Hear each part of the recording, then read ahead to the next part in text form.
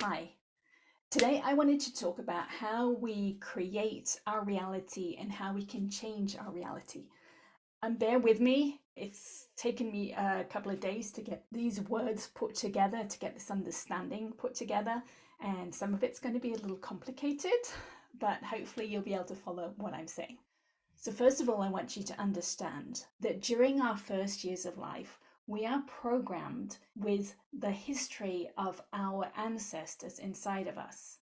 So, we have the stories, we have the traumas, we have the programming from society all inside of us stored in our connective tissue. How do I know that?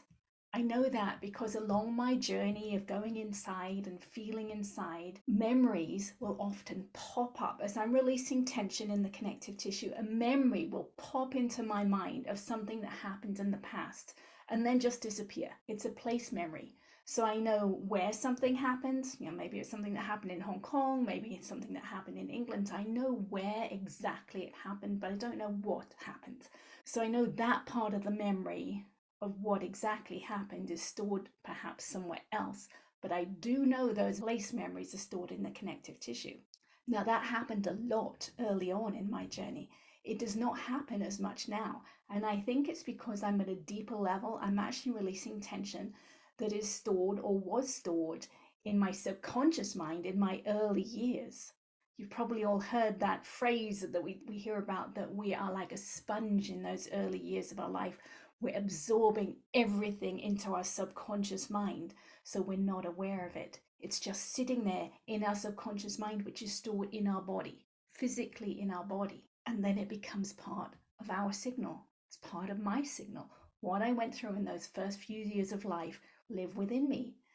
And I experienced in those first few years of life the signals that my parents were emitting. And I absorbed those into my subconscious mind. And they did the same when they were children. They stored in their subconscious minds what their parents were emitting. And back it goes through the generations. That's how we pass things through the generations, through stories, through trauma, through programming. That's why things don't change so fast. So each of us emit a really complex set of signals from all those things that are stored inside of us. For those of you who are aware of string theory, think of it as string theory on a larger scale, because our connective tissue, where this information is stored, is basically a set of strings, many, many, many strings, each of which are emitting a signal. The connective tissue is a constantly changing lattice of strings.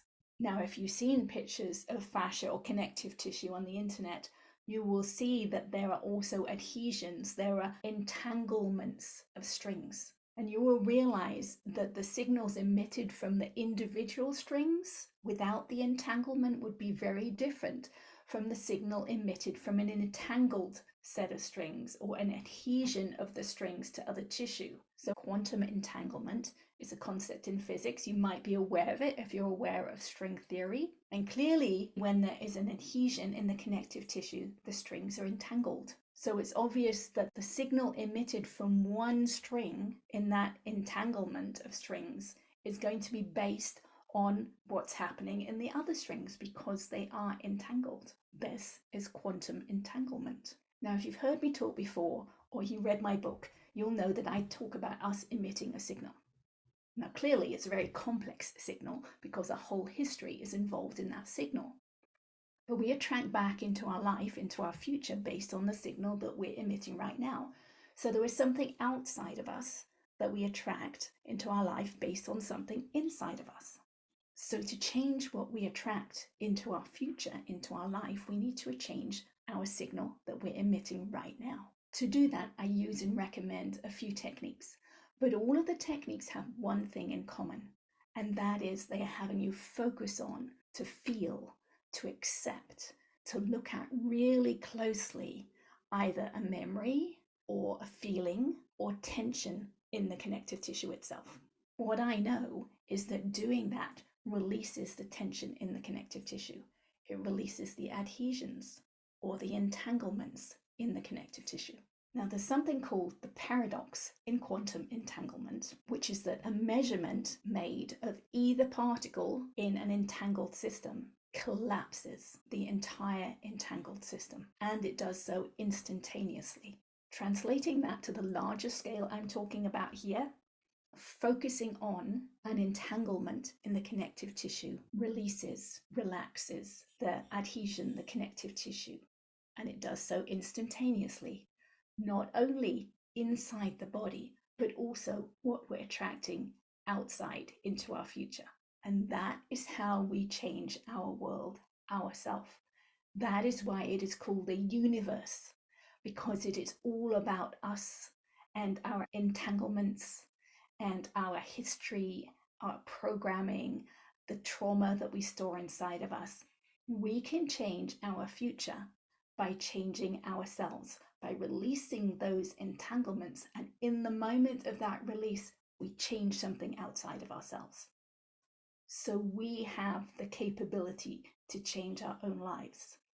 I know that was a bit complex. I hope you understood what I was saying. Maybe do some more research. And if you are interested in physics, feel free to reach out. I'd love to talk to someone about this. I do not know much about physics, but I know my experience, and I'm trying to relate what I know, what I've experienced, with what is out there in the public domain. Have a good week. Talk to you next week. Bye bye.